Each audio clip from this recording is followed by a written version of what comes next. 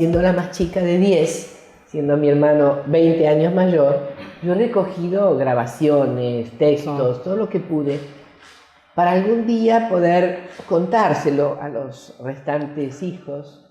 De hecho, uno de mis sobrinos, Santiago, está haciendo un árbol genealógico, es inmenso, porque tengo más de 100 sobrinos nietos.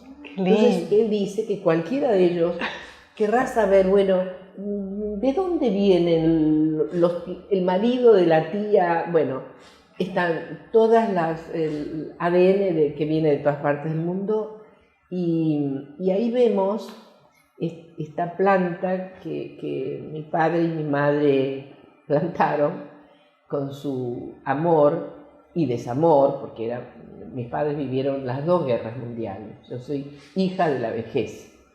Y entonces, pero volviendo a tu pregunta, las impresiones que puedo expresar respecto al viaje, las mías son tristes. Lo que recogí de mis hermanos era mucho más esperanzado, pero yo tenía y tengo una cualidad, y es que imagino lo peor siempre y me preparo para combatirlo, ¿no?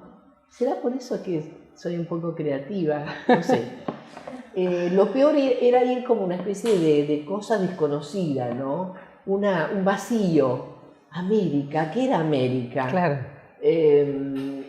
Tierra de nadie, había indios, había colchones. Mi mamá se hacía esas preguntas, porque mis hermanos mayores que vinieron primero no le decían, decían por ejemplo, traigan letras. ¿Qué quiere decir traigan letras? Entonces mi mamá hizo 2 cosas. Compró unas letras que con la plancha se pegaban en la tela, y compró en italiano se llama Enciclopedia dei Ragazzi, el tesoro de la juventud, pero lo trajo en italiano, y nosotros veníamos a aprender castellano. Claro. La primera palabra que aprendí fue cabeza. ¿Y saben quién me la enseñó? Gardel. En el barco, como mis hermanas eran muy bonitas, teníamos algunos privilegios. Pero yo iba siempre colgada de la falda de mis hermanas, así que chaperona, claro. Yo chaperón mi hermanito, y nos invitaban en el bar a comer by biscuit.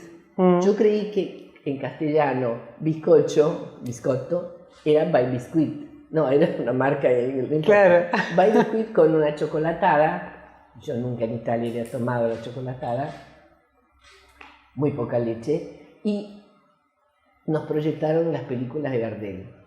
La primera que proyectaron, veo a un señor asomado a una barandilla en un barco que canta. ¿Alguien sabe cantar por una cabeza? No. Por una cabeza de un pobre potrillo. Bueno, y yo digo, ¿qué cabeza? Cabeza, decía yo. La cabeza es la testa, me dice un señor. Claro. Esa fue mi primera palabra. Qué maravilla. Y así, los recuerdos están hechos como de pequeños dibujitos, ¿no? Y la llegada al puerto, de Buenos Aires al atardecer, el perfil de la ciudad. Las ciudades italianas son más bien planas, ¿no? Tienen iglesias, tienen alguna cúpula, pero allá se llaman palazzo, los edificios se llaman palazzo, ¿no? No son palazos. Edificios de 4 o 5 pisos, pero todos homogéneos, como vemos en París. Sí, totalmente. Acá era un altibajo, que sigue siendo altibajo, sí. Todo, pero lo vimos al atardecer y fue... Tengo muchas anécdotas, pero avancemos. Me imagino. Sí. Bueno, sos locutora, estudiaste letras, también fuiste editora, llevas escritos muchísimos libros para niños, para adultos, novelas para adultos. ¿Cómo descubriste tu vocación teniendo en cuenta que comenzaste de muy joven a trabajar en medios? Y si bien creemos que están todas relacionadas entre sí, al momento de incursionar en cada una de ellas, ¿qué te motivó a hacerlo, digamos? Yo creo que hay 2 factores en mi caso. Uno ya lo mencioné, tengo muchos hermanos, una familia forzosamente unida porque era un tema de supervivencia. Yo nací en el año 1942, en diciembre, plena guerra. Para sobrevivir había que estar muy juntos, aunque hay allá una práctica que se llama el deshojamiento, los sfollamento. Las familias se separan. Era una zona de mucho bombardeo, porque allí hay un centro de los alemanes muy importante en mi ciudad, Vicenza. Entonces mamá nos mandaba al campo de a 2, de a 3, a un colegio, internados, y a mí me tocó estar en el campo con mi hermana mayor, Marguerita, a quien yo le decía mamá, y con 2 de mis hermanos.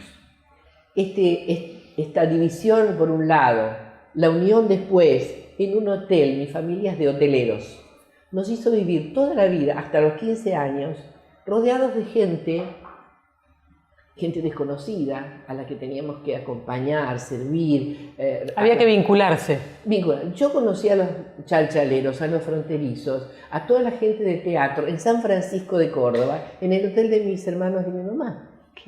Claro, entonces, eso hacía que yo tuviese una total, no era nada inhibida. Que era natural para vos eso. Venía un señor con la camisa colgando y me decía, dígame, ¿usted no me puede conseguir un botoncito y cosérmelo? Yo tenía 12 años. Bueno, iba, conseguía el botoncito y se lo cosía, no había ningún problema. O le dolía la muela, entonces había que averiguar el teléfono del dentista. Eso te... Y al mismo tiempo, yo nunca sabía cuál era el cuarto para dormir, porque si se llenaba el hotel había que amucharse en un lugar. Bueno, eso te da una... Forzosamente tienes que ser creativo. Y a nivel profesional, digamos, esos comienzos, ¿no? Decidir estudiar letras, estudiar locución, o sea, sí. ¿Recordás, digamos, por qué empezaste por el periodismo? Bueno, letras porque siempre me gustó escribir. Era buena alumna, buena alumna en un sentido de que me esforcé mucho por no ser discriminada por el hecho de que no hablaba castellano, claro. ¿No? Era buena alumna, me esforzaba, estudiaba diario, una aburrida, pero tenía mucha facilidad para la literatura, nada para las matemáticas, nada para la física, la química, pero sí esto que me llevaba a escribir versitos cuando era chiquita. Y después decididamente en tercer año, que ahí está la influencia de algún profesor, la profesora que tuve era tan apasionada, tan fervorosa, que yo no encontré otro camino más que la literatura. Claro. ¿Sí? Te lo transmitió de tal manera que... Sí, y tengo que decir algo, la literatura que me fascinó fue la latinoamericana, la argentina. No es que no me interesaba Italia, pero yo creo que nunca leí la Divina Comedia del todo. A pesar de que en la facultad había que leerla, ¿no? Me gusta América y me di el gusto aquí. Ahí tenés también el tema de lo que uno desea y lo que logra, ¿no? En Café con Canela, un programa que hice en los años, cuando Alfonsín, en los 83, ¿verdad? Sí. Recorrimos, hablo en plural porque tenía 2 productoras mujeres, todo el país, desde La Quiaca hasta la Antártida, transmitiendo el programa desde ese lugar en el que estábamos para todo el país. Pero no yo sola, convocábamos a un locutor, a una locutora, a un conductor del lugar, que había unas peleas tremendas, tenían miedo, no es que querían, ¿no? Y de a 2 conducíamos el programa. Así es como conocí la Argentina. Claro. La conocí trabajando. En los lugares más insólitos crucé la Patagonia en la avioneta, en monomotor, y aprendí qué tenía que hacer si se descomponía el conductor.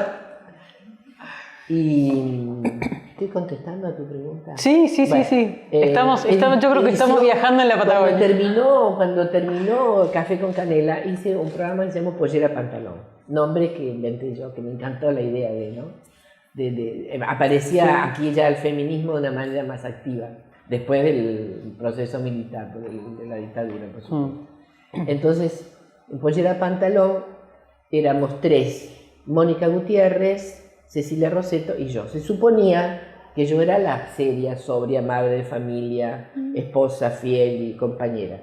Cecilia era la loca de la casa y Mónica era la periodista. Claro. Y lo gracioso fue que nos contagiamos mutuamente, porque, por ejemplo, Cecilia enseñaba ejercicios para fortificar los músculos de la vagina, por ejemplo. Y yo decía, dale, enseñame. En ese entonces, ¿no? Digamos, hoy en día. Tanto, claro. Pero quiero decir, nos contagiamos. Yo me convertí en periodista, Mónica claro. En madre de familia, que lo que más quería era tener un bebé. Entonces fue una experiencia sumamente interesante. Después de eso, la oscuridad. La televisión para mí se cerró. Yo era grande, era modosa, empezó la cosa mediatizada, poco después empezaron las redes, no había lugar para mí. Y mi psicoanalista me dijo, no la van a venir a buscar, usted tiene que ir a buscar lo que quiere. Me dio tanta rabia que yendo esto se los cuento para que sepan que es así. Lo saben, los que han creado, ¿a quién de las presentes y los presentes ha creado algo? Dice, es mi creación. A ver, levante la mano. 1, 2, nada más. No, Ahí hay 4. no creo, 4. 5. Darán fe que la creación surge al borde de la desesperación, ¿no? Yo iba, lo recuerdo, en taxi a Canal 9. En Canal 9 me habían abierto un poco las puertas, qué sé yo, y fui a proponer a Pipino, que es un señor que yo amo de la televisión. Pipino me recibió para un proyecto que me pareció a mí interesante. Me ofendió mucho sobre cultura, ¿no?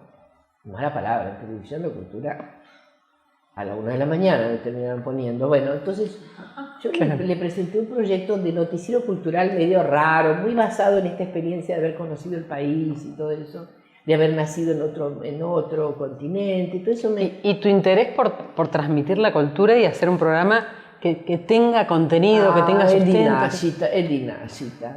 En Italia si no sos creativo, no, es porque no sabes mirar el que te rodea. Sí. Bueno, el asunto es que yendo me di cuenta,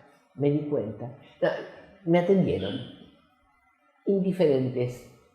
Fui a otro canal, Canal 13, que era mi canal de origen. Entonces en el camino dije, me van a decir que no y no lo voy a soportar. Ahí pensando lo malo, ¿no? Lo trágico. En el viaje. No lo voy a soportar. Otro porque no era la primera vez que me decían que no. Claro. Entonces me acordé de algo que había sucedido hace mucho tiempo. Un programa ómnibus, ya no se habla de programas ómnibus, eso que duraba 4 horas, 5, donde se hacía de todo. Se me ocurrió hace mucho tiempo un programa ómnibus con desafíos para los adolescentes. Empezaba el programa, a los grupos se les daba un desafío y al final del programa, a la última hora, tenían que mostrar lo que habían logrado, sueltos por la ciudad, lo que fuere. Uno tenía que traer un grupo musical, el otro tenía que traer a 4 maestras que entre todas hubieran creado, no sé, un desafío, ¿no? Sí. Que a mí se me ocurría, nunca sucedió, ¿no? Nunca a nadie le interesó. Entonces se me cruzó ese proyecto antiguo con Aldana, mi hija Aldana, que es licenciada en Ciencias de la Comunicación, y que cada vez que tenía que rendir el examen lloraba, porque es brillante, pero lloraba. Ay, no entiendo, no puedo, no sé, no voy a probar. Y así que yo la acompañé mucho, y de paso aprendía teóricamente el oficio del periodismo. Sí. Lo que me pasó con Aldana es que me di cuenta que los chicos se recibían y no tenían ninguna práctica. Claro. Salís ahí, ¿y ahora qué hago? Y entonces, en el último tramo del viaje se me ocurrió el periodismo que viene. Digo, voy a remontar aquella idea de que hay una consigna de que tienen que ser jóvenes y que tienen que practicar. Pero yo, que miro poco deporte, no sabía ni siquiera lo que era un octogonal. Entonces, al primer productor que convoqué, que era un ex compañero de trabajo, le dije, ¿me explicás lo que es un octogonal? ¿Cuál es el cómo pueden competir en un octogonal? ¿Y qué es un octogonal? Me explicó. Entonces cuando le presenté por segunda vez a este señor que me recibió, que la idea le pareció buena, digo, yo te voy a traer el formato de la competencia. Y ahí fue donde averigüé. Le llevé por escrito el formato y dice, no, lo aceptó. Tenías un programa que es original en el mundo entero, no hay nada que se le parezca, y que yo debo decir que esa parte, la de los negocios, no la tengo, en eso no soy creativa, porque hay que ser creativos también en los negocios. Entonces el programa se sostuvo y un día me levanté y dije, basta, es muy difícil trabajar con los jóvenes, porque desconfían de nosotros los adultos. Creían que todo estaba arreglado, que el jurado ya sabía quién iba a premiar. Esas sospechas sobrevolaba y los hacía más ineficaces, por supuesto, ¿no? Claro. Pero nunca hubo ningún arreglo y yo aprendí. Ahí me recibí de periodista. Claro, totalmente. Perdón, el programa El Noticiero Cultural terminé haciéndolo en el canal. Claro. sí, sí. Bueno, y después ya también vamos, ya que estamos, igual te lo pregunto ahora, hablando de televisión, de Colectivo Imaginario. Me imagino que no habrá sido de un día para el otro que dijiste, lo termino, ¿no? Un ciclo de 18 años. Sí, sí. Bueno, en el último año hay que decir algo personal, que yo perdí a mi esposo hace más o menos van a cumplirse 3 años, y durante todo el tiempo de su enfermedad, que fue muy larga, y su vuelta a casa y luego su muerte, y después el año de duelo, digamos, por decir algo, mi equipo me sostuvo maravillosamente. Pude salir al aire, salgo 2 semanas, pero me parece que eso fue un momento de quiebre para mí, porque mi marido era muy buen compañero en todo sentido, solo por dejarme hacer y por estimularme y por no censurarme, era un maravilloso compañero. Y entonces lo que me pasó fue que cuando traté de retomar mi ritmo, la creatividad y todo lo que el programa requería, sentí que me faltaba, ¿no? Por supuesto que él me faltaba, pero lo que me faltaba era la alegría, ¿no? Si no podés poner alegría en un proyecto, es muy difícil transmitirla. Claro. Y yo no puedo hacer ficción con eso. Entonces, el último año me mudé, reduje mi biblioteca a la 5ª parte, que ese fue todo un trabajo, y me di cuenta que lo podía hacer porque tengo el impulso profesional y la constancia, pero me faltaba lo lúdico, ¿no? Sí. La alegría, la cosa que... Y vi que iba decreciendo ese interés. También es que el panorama de la cultura en la Argentina está muy...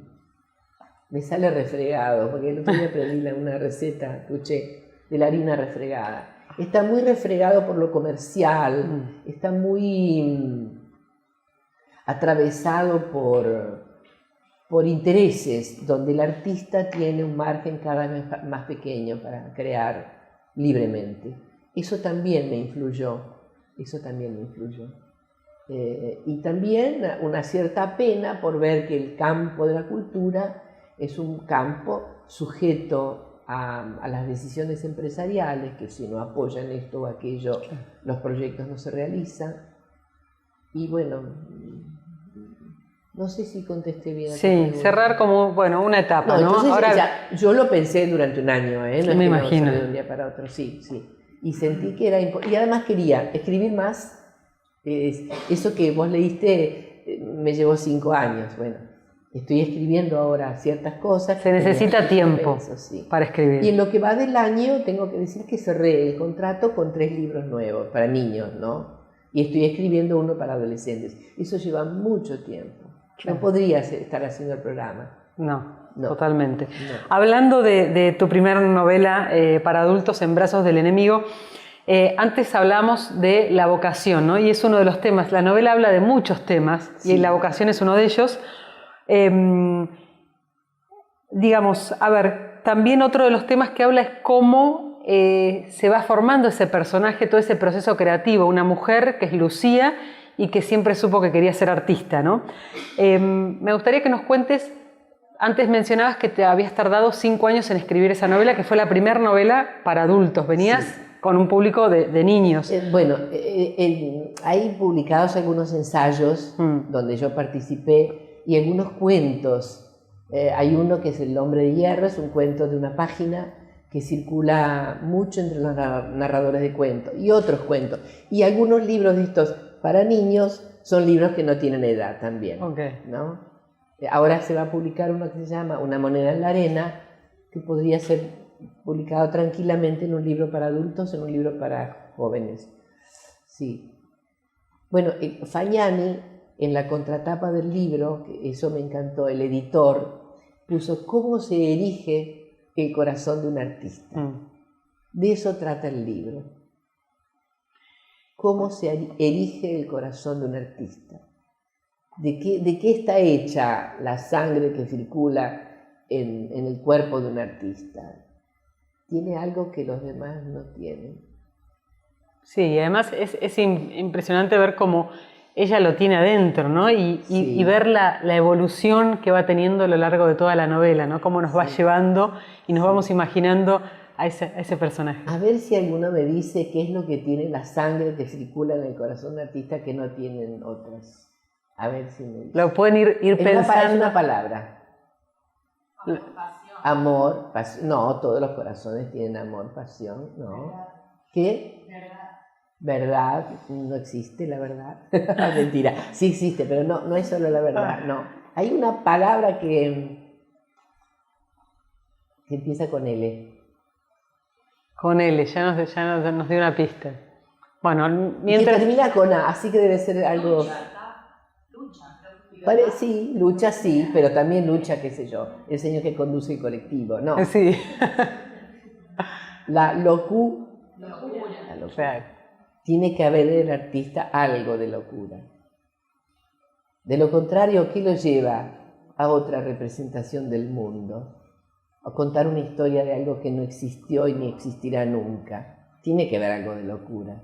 Bueno, de hecho uno a veces, ahora que nombras la palabra locura, cuando uno lee la novela, por momentos decís, bueno, te da la sensación que es medio locura lo que está haciendo, digamos, ¿no? Sí, sí.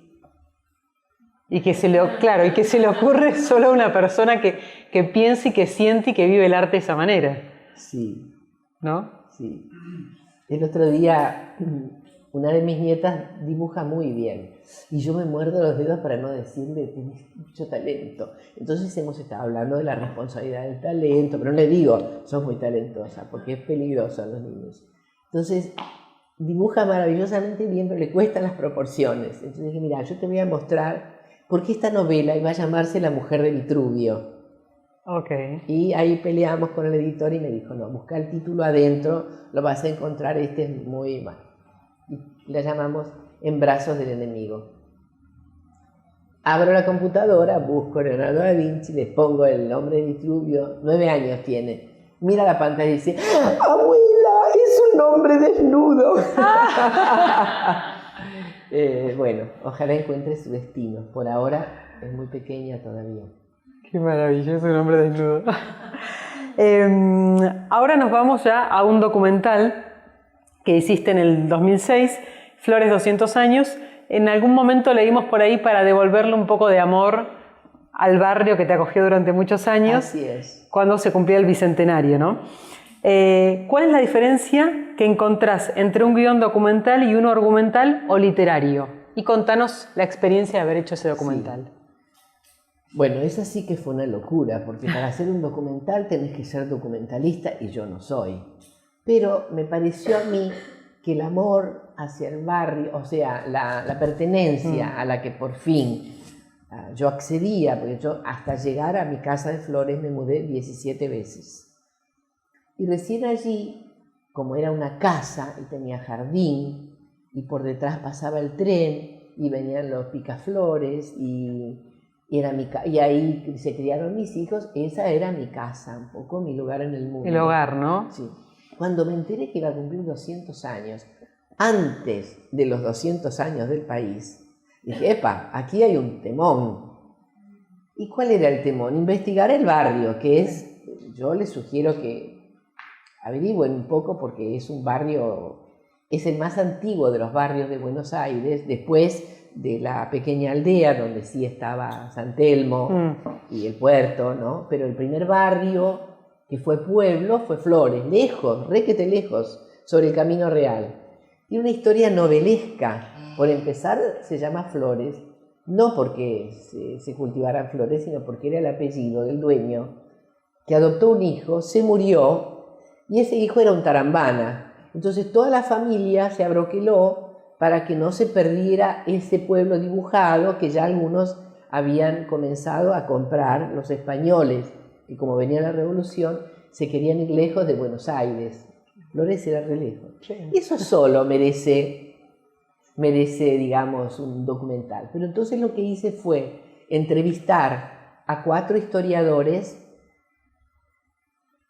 una arquitecta, María, no me acuerdo ahora, la que fue discípula de Luna, no me acuerdo ahora, una historiadora general de la Academia de la Historia, 2 historiadores de Flores, uno más dedicado a la cosa histórica, otro más dedicado a lo barrial, a lo social, y una arquitecta que vivía en el barrio que está en la novela, el barrio de las Casas Baratas de Flores. Las Casas Verdes. Entonces yo les hice una entrevista infinita a cada uno y después de lo que me contaban quedó contada la historia ilustrada con todo lo que podíamos.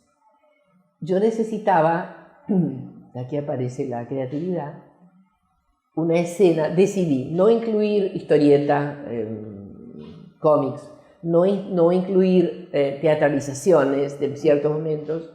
Entonces la narración tenía que ser sostenida con el talento de los que contaban y luego la proyección de lo que se explicaba, ¿no? Claro. Por ejemplo, si hablaba de las carretas que atravesaban el camino real, tenían que aparecer las carretas. No es que podés inventarla, tenés que buscar la película del cine argentino que tiene una escena de carretas. Todo fue una investigación, bueno, enfermante. Pero quiero decir, la escena inicial, donde el administrador de Flores, hijo adoptado, le dibuja al pueblo, esa escena no podía ser contada sino a través de una imagen en movimiento. Claro. Entonces, cuando fuimos al Museo de Luján, que filmamos ahí muchas cosas, yo lo miré al director del museo, que era un señor grandote, que usaba coleta, la culpa fue de la coleta. Digo, discúlpeme, usted no se puede poner una de estas casacas que tiene aquí expuestas del museo. Yo llevaba un pergamino, el plano dibujado, una pluma y tinta. Yo llevaba previendo todo, que alguno de mis asistentes, un primer plano de la mano, pero cuando lo vi al señor de la coleta, al director, le dije, por favor, usted se sienta en esta silla antigua y traza con una cosa, lleva una regla antigua, así, una línea, ¿no? Y no sé, no me acuerdo qué le pedí. Lo hizo y filmamos la escena del administrador del señor Flores terminando el plano y poniéndole la firma. Así, tiene que ser lúdico. Claro. Por eso hablo de la alegría. Si no tenés alegría, es difícil producir. Sí. Otra de las preguntas también que nos interesa saber es que tenés una productora que se llama Medio Mundo Televisión. ¿Cómo llegaste a crear tu productora? Esa no fui yo, fue mi hijo. No, esa es la ventaja de tener varios hijos. Claro. La mayor es psicóloga, ella es la que me lleva a psicóloga, psiquiatra cuando hace falta. No, ella es doctora en psicología, muy buena. Aldana es la de las comunicaciones. Oliverio es el músico. Todo lo que yo hago con música es producida por Oliverio, que es un pequeño genio. Y tiene 4 hijos. Dice, mamá, no sabés lo que es tener 4 hijos. Yo tengo 4. Y Juan Manuel, el más pequeño, es administrador de empresas. Cuando yo estaba haciendo el periodismo que viene, nosotros alquilábamos un equipo de camarógrafos y editábamos en el canal. Me dijo, mamá, mira, compramos una cámara, eran carísimas las cámaras, y en tantos meses nos va a salir lo mismo que alquilábamos la cámara. Y todo en mi casa era el depósito de todo. Claro. Ahí mi marido se rebeló, dijo, basta. Estaba la productora a la 1 de la mañana trayendo la cámara, no, basta. Estaba la productora en casa. Claro. Entonces yo me acuerdo que un día fui a comprar medias lunas. En la esquina de mi casa, donde había habido una fábrica, estaban haciendo una refacción para vender departamentos. Yo fui a comprar medias lunas y había recibido un dinero importante de un trabajo muy importante. ¿Qué hay acá? Entro y me dice, ¿quiere visitar? Bueno, visité, compré, en cambio de las medias lunas, compré un departamento que era una especie de loft grande y ahí instalamos la productora. Ahora ya Juan Manuel, que es mi hijo, se liberó de mí, por eso la productora se llamaba Canela Producciones S.A. Me dijo, mamá, tu nombre no, Medio Mundo Producciones S.A. Tiene los 2 nombres, ¿no? Y ahora lo tenemos ahí cerca de donde vivo, ¿cómo se llama la calle? No importa. La calle Donado. Y Nahuelhuapi es una casona muy antigua y él, ahora que yo no hago más el programa, sigue con la productora. Yo le dije, no cuentes conmigo porque ya está. Eso. Claro. Y continúa. Bueno, buenísimo. Pero fue ventajoso porque con la productora hicimos lo que quisimos. Es que eso estaba pensando. Perdimos claro, plata, pero yo claro. hice lo que quise. Claro, totalmente. Y además porque la decisión, los tiempos, las horas, desde los días, vos Sí. lo armaban todo desde la productora. Sí. Entonces, Y la productora hace otras cosas, por cierto, hace videos institucionales, es como especialista en eso, lo hace muy bien. Claro. Una libertad que no te da, digamos, estar dependiendo de otro. Claro. Me imagino. Otra de las preguntas también que nos interesaría saber es ¿cómo lográs cierta atmósfera o otorgás tensión dramática mediante la descripción visual en un documental? Bueno, estos reportajes largos que les comento, en muchas ocasiones se hacía la misma pregunta a todos los entrevistados, ¿no? Por supuesto, a la arquitecta algunas preguntas que los otros no podían contestar, a Sáenz Quesada, ya me acordé, preguntas relacionadas al momento histórico en el que se creó Flores, y los demás hablaban, por ejemplo, uno explicaba que en Flores había fábricas de pan, de ladrillos, que de un lado de Rivadavia, del lado sur, que sigue siendo lo mismo, está toda la zona, digamos, no digo más pobre, menos pudiente, porque estaban los comerciantes, la iglesia con su primer cementerio, después tuvo un segundo cementerio, un tercer cementerio. Eso lo iban contando en detalles. Y a la derecha, todas las casas de la gente decente, se decía, que se instalaron junto al tren, porque querían que la gente que venía en tren, que era gente más humilde, que no venía en carroza, los mirara. Y a la tarde se vestían y el espectáculo era mirar a la gente pudiente en el Porsche, con una orientación espantosa, en el Porsche de su casa. Todo esto lo van contando, entonces iba recortando, y por ejemplo, las casas antiguas, esas casas antiguas existen en fotografía, en algunas viejas, algunos viejos documentales, muy pocos, y existen también ahora llenas de musgo, de plantas ocupadas. Claro. Han perdido todo su valor. Entonces pedimos autorización, no saben lo que fue filmar desde el tren, no nos dejaban filmar desde el tren.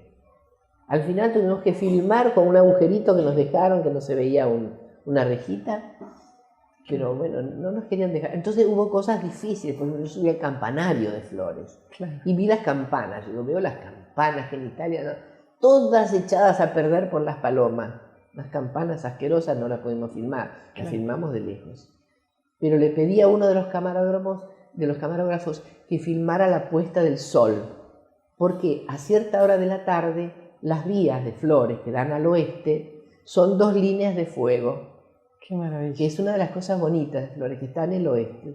Entonces yo quería, en algún momento de la narración, tener la puesta del sol que la hizo en cámara rápida, y el brillo en esas cosas que yo había vivido en el barrio, ¿no?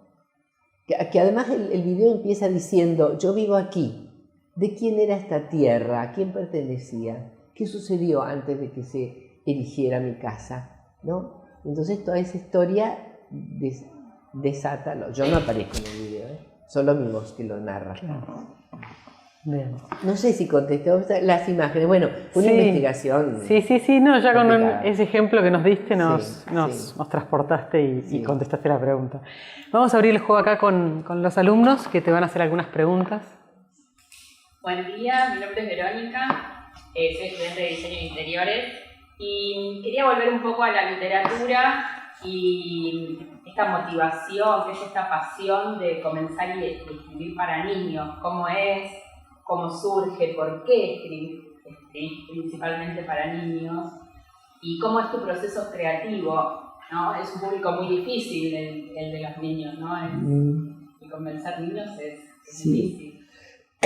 Yo creo que tengo muy presente a mi niña interior, muy, muy presente. Y no me cuesta para nada hablarle, contarle a ella. Entonces sé que no me equivoco, ¿no? Luego aparece el trabajo, aparece la idea. Les voy a contar la última idea. 2 padres que se pelean y se gritan y se dicen cosas horribles. Entonces sus voces se transforman en espadas que luchan. defino cómo es la espada del padre. Todo esto lo espían los hijos, escuchan la discusión y espían, me los imagino poniendo la cabecita detrás Atrás de la puerta. Entonces las espadas empiezan a cruzarse y él, que tiene una espada más pesada y más grande, le saca la espada, es decir, le saca la voz y se la guarda en el bolsillo de la campera. La cierra con cierre relámpago, así empieza la historia y ella se queda sin voz. Entonces, ¿en qué momento surge esa idea? Bueno, vi una discusión entre padres y vi el nivel de angustia que les provocaba a los chicos. Entonces pienso en la representación de esa situación, ¿no? O sea, te motiva la realidad. Me motiva la realidad, un sueño me puede motivar también. Aparece así, ¿no? Y de pronto estoy también muy influenciada por este momento en el cual la voz de la mujer está tomando una determinada dimensión, ¿no? Con muchísimas dificultades, porque su voz está muy condicionada por su físico, por la función que la sociedad le ha adjudicado. Entonces, aparentemente es más débil, pero es más filosa, ¿no? ¿Y cómo trasladas al lenguaje de un niño? Porque... No es el lenguaje de un niño, es un adulto que le habla a un niño. No. En la novela que estoy escribiendo para adolescentes, la dificultad, que se llama Ensamblados, ¿no? Son dos familias dos hombre viudo y mujer separada, que se enamoran y tratan de de casarse, y los hijos no quieren, toda una batalla, ¿no? Y en ese caso, la novela tiene un narrador central, pero quienes cuentan parte de la historia son el hijo mayor de él y la hija mayor de ella.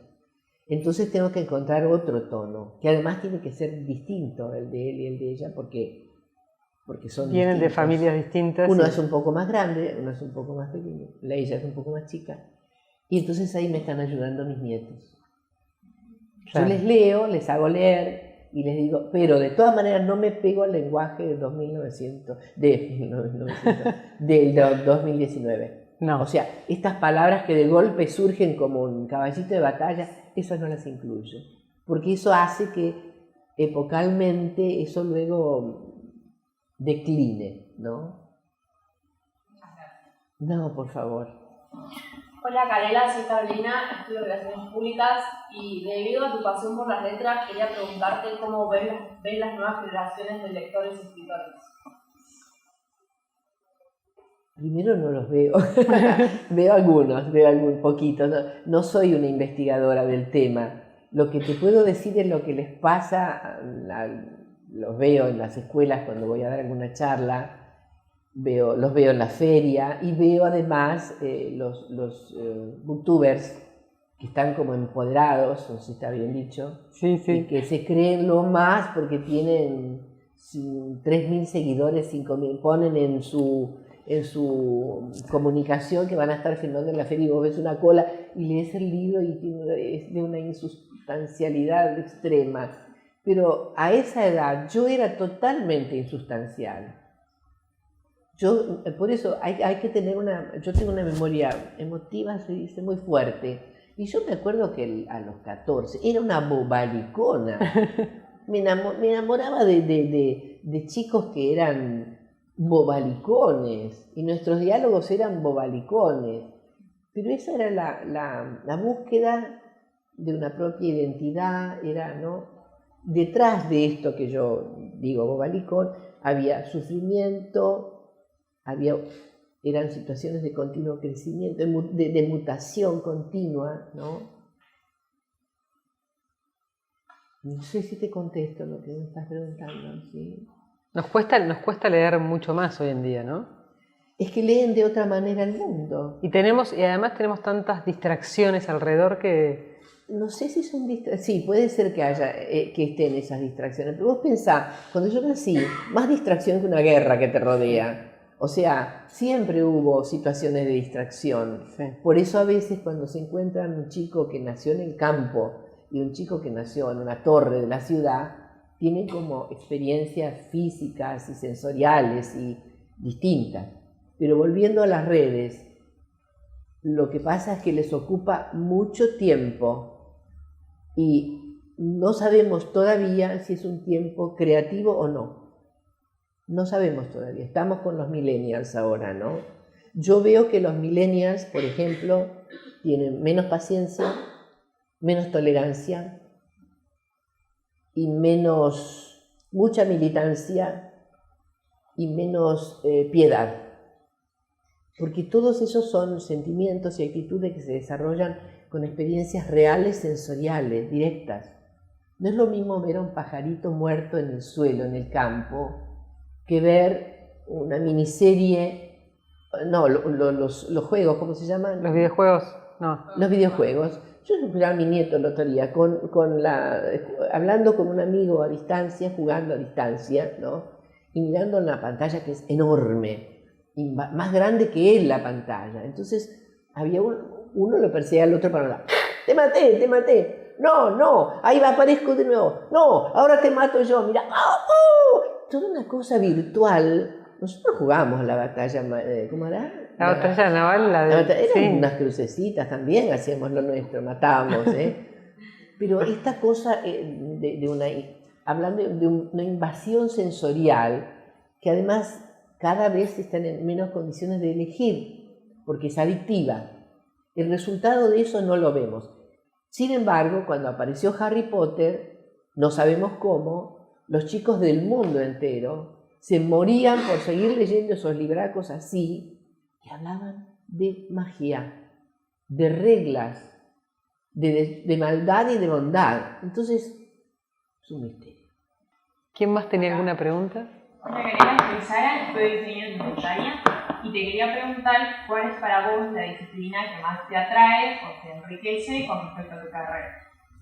Me parece que la escritura. La escritura es una posibilidad, o la posibilidad para mí, de verme a mí misma desde otro lugar, de proyectarme. No es que tenga un yo excesivamente grande. Cuando vos tenés tantos hermanos y tenés estas mutaciones de la vida, si no acaricias un poco tu yo, no te mira nadie, ¿no? Pero la escritura es un placer escribir, es un placer corregir sufrimiento, es un placer leer. Y después que alguien lea y te diga, ¿qué me dijiste hoy de mi libro? que me había encantado y que había sufrido mucho con la protagonista, que me lo habías anticipado. Me había transportado a San Pablo en ese viaje que hace ella ya consagrada como artista, ¿no? bien plantada.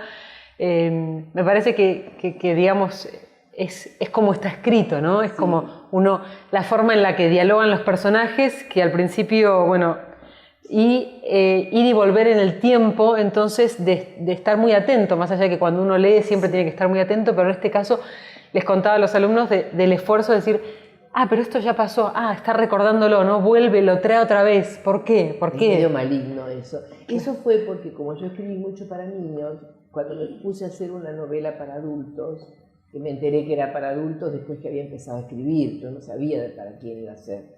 Ahí yo me esmeré en que nada, y de hecho me lo dijo el editor, no hay una sola línea que delate que es tu primera novela para adultos, ¿no? No. Realmente creo que un adulto puede entender la verdad. ¿Y cuál de los amores te sedujo más a vos? Y están los dos amores, a ver, es como... ella está en medio de Charlie y Octavio. Con Nahuel no empaticé tanto porque no se cuenta tanto, ¿no? Sí que es como un amor de cuando ella era bien chiquita. También pensé, ¿no? Creo que el ejercicio que hace uno como lector es pensar, va empatizando con los personajes y piensa también situaciones similares que habrá vivido. Entonces en ese momento pensé en esos amores idílicos que uno tiene cuando uno es chiquito, ¿no? Es como que el amor, Octavio le da un amor a ella, pero no es un amor correspondido por ella, porque ella en realidad está muy enamorada y tiene el amor con Charlie, digamos. Para una película, no me digas. Total, que son dos hermanos y que como es homosexual, obviamente no puede corresponderlo, pero realmente no es familia, pero parecen familia. Pero hay un amor que va más allá y que es hermoso. Cuando vos escribís pasan cosas impresionantes. Hay una escena, no sé si vos te acordás, ellos están en cena. Él la educa, Charlie es refinado. Es de otra clase social que Lucía.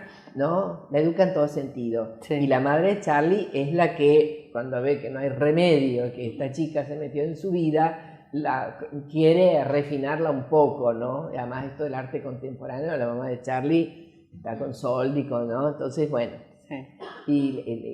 Sí. La quiere educar intelectual, darle un lugar, sí. ¿verdad? Pero digo, en un momento determinado están ella y Charlie cenando una cena minimalista donde todo es bello, porque él trae cosas, ¿no? Él va trayendo cositas de su casa, que en esa casa, claro, se veían como objetos extraños y le iba poniendo un toque, ¿no? Claro. Entonces tocan el timbre. No me preguntes por qué estoy escribiendo y pongo tocan el timbre, pero yo necesitaba que viniera alguien más a esa cena. La persona que entra, lo que dice y lo que sucede, no tuve tiempo de pensarlo. Entró, dijo y sucedió. No sé si te acordás de esa escena. Estoy tratando de acordarme. Bueno, no importa. ¿Quién entró? Un señor amigo de él, medio Brutowski, porque él, como era homosexual, tenía amigos diversos. Sí, sí.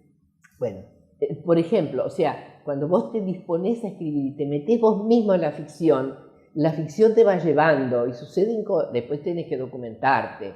No podés decir cómo son las playas de San Pablo si no las viste o si no sabes exactamente cómo son, ¿no? Entonces hay un aspecto del libro que es más artesanal, más documental y es de responsabilidad del autor, la verosimilitud, ¿no? Claro. Que es un engañapichanga. Yo tengo que creer cosas que no han sucedido. Bueno, pero yo creo que ahí está en la habilidad del escritor, de cómo nos va llevando a los lectores y nos hace, yo me imaginé la casa, el sótano, esa ventana por donde debe pasar la gente, me fui como imaginando la casa, capaz que la podría dibujo muy mal, pero no, sí. Te metes de tal forma en la historia y por cómo está descrito todo, es maravilloso, es muy linda la historia. Bueno, el placer de escribir es uno de los placeres de la escritura. Porque además vos tenés que explicar una cantidad de cosas y dejar que otras sean imaginación de él. Por ejemplo, a mí los olores me interesan. Los olores, yo creo que los lugares tienen olores, ¿no? Que las casas viejas tienen un olor distinto a las casas nuevas, que dentro de un tren hay un olor que no hay fuera del tren, así. Y eso ayuda mucho a imaginar, a transportar al lector a ese lugar, sí. ¿Cuáles son los proyectos a futuro en que estás, digamos, ahora que tenés más tiempo? Sí. Y también, aparte de eso, ¿cómo se hace para empezar a escribir? Empezamos por esto último. Vale. Se empieza a escribir escribiendo. Bien. O sea, te sentás y escribís. Lo que sea. Abrís una revista, si no se te ocurre nada, encontrás dos palabras. Una dice balcón y la otra dice fatigados. Entonces te impones una tarea, decís, bueno, estaban fatigados, quizá por eso salieron al balcón. ¿Qué veían?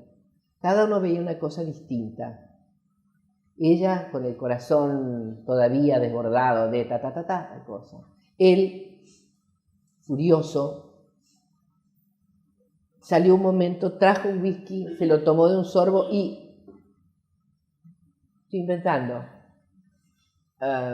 Es un recurso. El otro es pensar fuertemente en algo que te pasó y contar eso que te pasó en primera persona o usar esa experiencia, puede ser esta, de estar todos juntos dialogando y la describir, lo que te pasaba, lo que sentías, lo que no.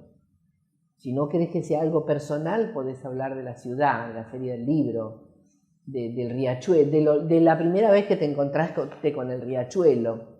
¿Cómo es ese riachuelo? ¿Y por qué le llaman? O sea, depende además si querés hacer ficción o si querés hacer poesía.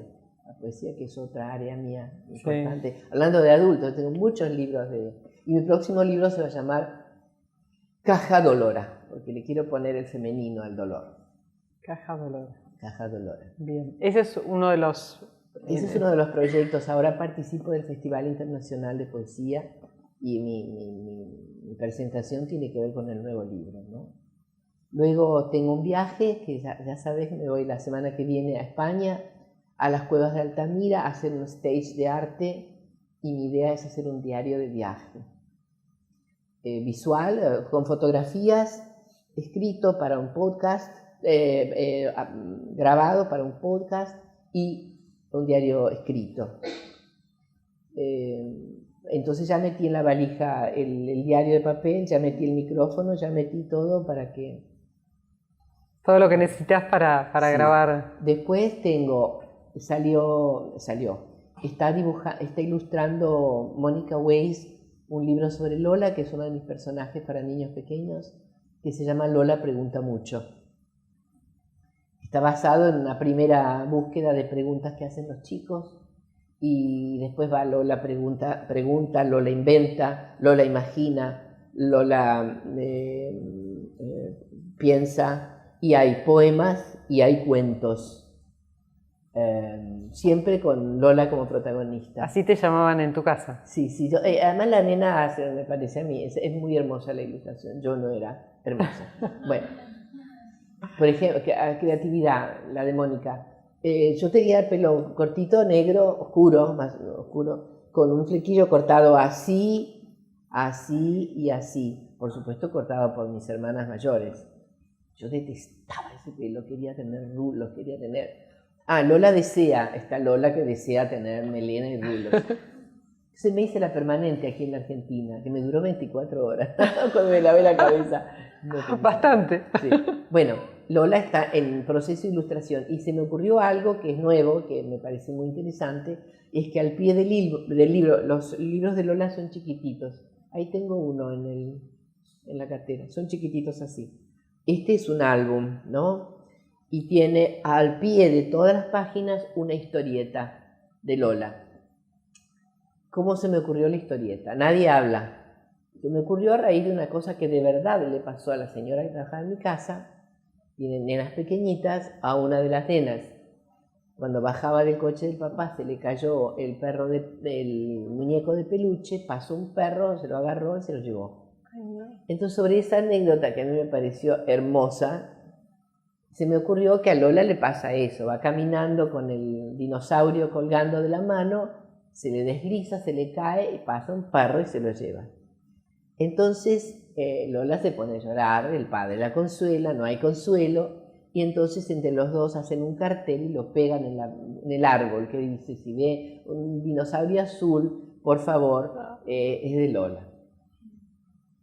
Y Lola se queda esperando en el umbral adentro de la casa, pasa gente, nadie trae el perro. Hasta que viene el perro con el dinosaurio en la boca y se lo deja. Entonces el padre lo reta al perro, le dice de todo, el perro con las orejas gachas, se va. Entonces Lola, más tarde, le trae un huesito y lo pone en la puerta y el perro viene. Entonces en las escenas siguientes ves que la familia adopta al perro y hay un solo cartelito que dice: el perro se llama Pirata. Bueno, qué lindo. pero ahí, por ejemplo, la creatividad de la ilustradora es muy importante, claro, asociada a la historieta, ¿no? Bueno, Lola, después hay un cuento largo, una novela que se llama Una moneda en la arena, que es una versión al revés del cuento del pececito de oro. No sé si ustedes lo han leído. Es un pececito que se asoma y le dice a un pescador que puede tener 3 deseos. Y toda la historia es antifeminista ese cuento, porque la mujer es la que le arruina los deseos. Pero yo inventé a este pececito que le dice a un náufrago lo que puede hacer con una moneda que encuentra en la playa. Que le permitiría encontrar la felicidad. Si no encuentra la felicidad, se va a convertir en un pez como él. Esto es una fábula, ¿no? Claro. Entonces, en realidad salió un cuento relacionado con la Inquisición, porque todo sucede en España en la época de la Inquisición. Ese se va a editar en la editorial Comunicarte. ¿Y qué otra cosa? Y después estoy haciendo una novela ensamblada, la novela para adolescentes. Contaste antes. Sí. Bueno, estás con muchos A full. proyectos. A full. Demasiado. No, nunca es demasiado. Yo creo que es un poco neurótico, yo no puedo estar sin hacer cosas. Y bueno, pero ahora duermo más a la mañana. Claro, tenés Sí. otros tiempos. Tengo más, Más tiempo. tiempo para- Y además tengo 10 nietos, tengo que ocuparme de los nietos, sí. Claro, claro. Sí. Está perfecto. Ayer salí con uno para comprarle ropita, porque la mamá está de viaje, y entonces él no sabía que íbamos a comprar ropa, nunca pide nada. Digo, bueno, vamos a armar el decálogo de los derechos de las abuelas. Y armamos el decálogo. Y fue gracioso. Entre las cosas del decálogo, las abuelas tienen derecho a comprar ropa para los nietos. Y ahí entramos a comprar. Buenísimo. Bueno, muchas gracias por tu visita, por haber venido. Lo disfrutamos muchísimo. Gracias. Gracias a ustedes.